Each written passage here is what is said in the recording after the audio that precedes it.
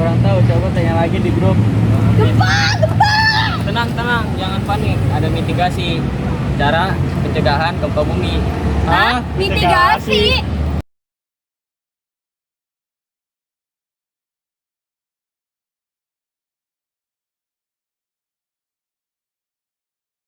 Bila sedang mengendarai kendaraan, segera hentikan di tempat yang terbuka. Jangan berhenti di atas jembatan atau di bawah jembatan layang dan jembatan penyeberangan. Kedua, bila sedang berada di pusat perbelanjaan, jangan menyebabkan kepanikan atau korban dari kepanikan. Ketiga, bila berada di luar ruangan, jauhi bangunan tinggi, dinding, terbing terjal, pusat listrik dan tiang listrik, papan reklame, pohon yang tinggi, dan sebagainya. Usahakan dapat mencapai daerah yang terbuka dan juga jauhi rak-rak dan kaca jendela. Jenis-jenis gempa bumi apa aja sih? Jadi gempa bumi itu ada dua. Yang pertama itu disebabkan karena Penyebabnya. yang kedua itu disebabkan karena kedalamannya.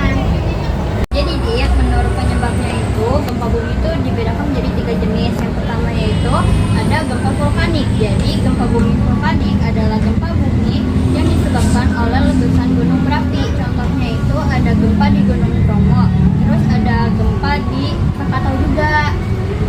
Terus yang kedua tuh ada gempa tektonik. Jadi gempa tektonik adalah gempa yang terjadi karena pergeseran lapisan kulit bumi akibat lepasnya energi di zona penunjauan. Gempa tektonik terjadi di mana aja sih, Dit? Yang pertama itu ada di Aceh, yang kedua ada di Bengkulu, yang terakhir ada di Pangandaran.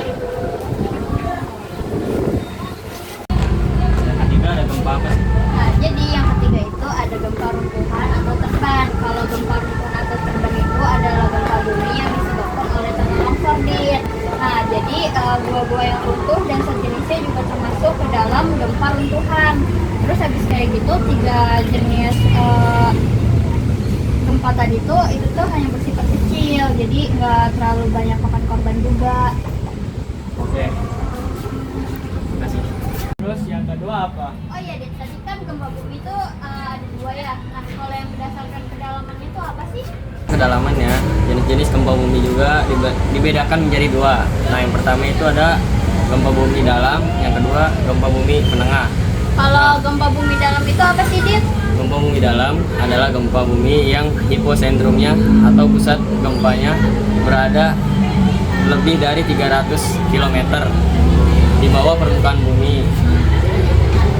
Gempa bumi dalam pada umumnya tidak terlalu berbahaya. Terus kalau yang kedua tadi itu apa? Gempa bumi menengah. Nah, kalau gempa bumi. Nah, Dit, kalau yang kedua tadi itu ada gempa bumi apa sih? Nah, yang kedua itu ada gempa bumi menengah.